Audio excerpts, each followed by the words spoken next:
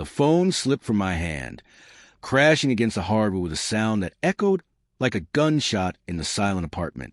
My wife's text glowed on the cracked screen. "I know what you did, Mark. Everyone does now." A link followed, leading to her public post on X. The words burned into my vision like a brand. "My husband betrayed me. He's not who you think he is." My chest tightened. My breath felt brittle, as though the air itself had turned to glass. Betrayed her? The accusation stabbed like a knife. But it wasn't a lie that tore me open. It was a truth I'd buried for months, clawing its way back to the surface. I sank onto the couch. The leather groaned under my weight, cold against my clammy palms. The apartment felt smaller, the walls pressing in, amplifying the hum of the fridge and the distant wail of the siren outside. Her post had already racked up 200 likes. Comments swarmed like vultures circling a corpse. "Stay strong, Lisa." What a monster. My fingers hovered over the keyboard, itching to fire back, to expose her secrets. But I stopped.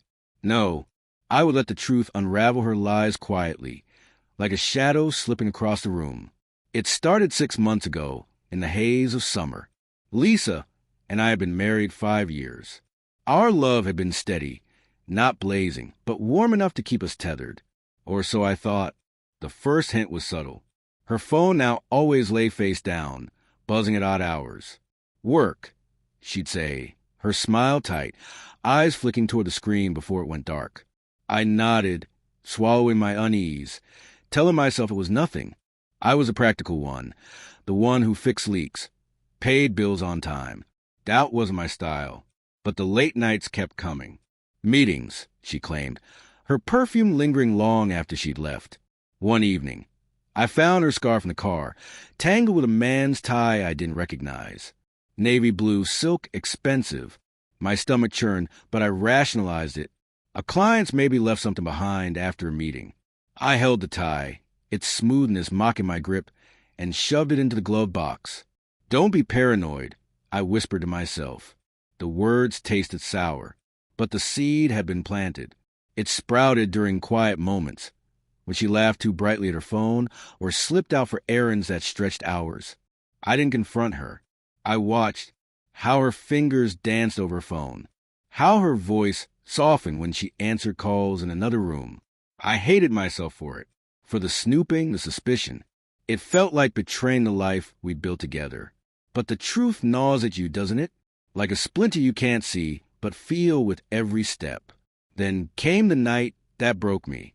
I was supposed to be at a conference, but it ended early and I drove home through a storm. Rain hammered the windshield like accusations. The apartment was dark when I arrived, except for a faint glow from our bedroom. I moved quietly, shoes leaving wet prints on the floor. My heart pounded like a drum in my throat. The door was ajar, and there they were, Lisa and a man I didn't know. Silhouettes tangled in lamplight. Her laugh, soft, intimate, was a sound I hadn't heard in months. I froze, a statue of rage and grief. Unable to step forward, unable to retreat, I left before they noticed me. The rain swallowed my footsteps and my tears. I didn't sleep that night. I sat in a diner, coffee growing cold, replaying every memory of our marriage. Had I missed something? Been too distant, too predictable? The questions burned, but worse was the guilt. I had seen the truth and done nothing. I told myself it was to protect her, to protect us, but it was cowardice, plain and simple. I couldn't face the wreckage of our life. Weeks passed, and I played the oblivious husband. Lisa's lies grew bolder. Late nights became team retreats. Her phone was now locked with a passcode she never shared. I started collecting evidence, not confront her, but to anchor myself. A receipt for a dinner for two, a hotel key card tucked into her purse, a text I glimpsed before she snatched her phone away. "Miss you already. Same time tomorrow." Each fragment cut like glass, but I kept them hidden, waiting. Her post on X changed everything. Audacious, painting me as a villain, the betrayer. It lit fire in me. I could have shouted my truth, exposed her secrets to the world, but that wasn't who I was.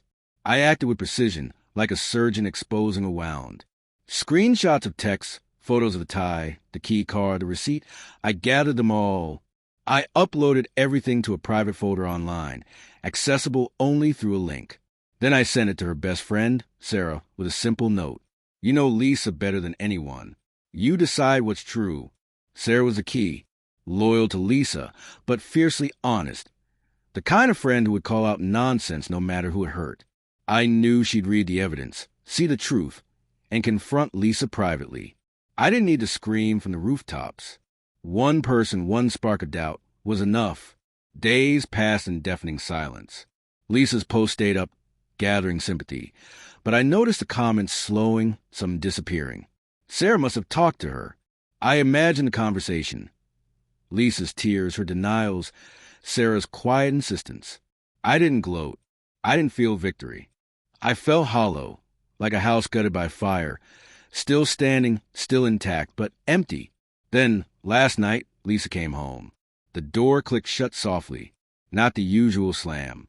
Her eyes were red, mascara smeared, hands trembling as she set down her keys.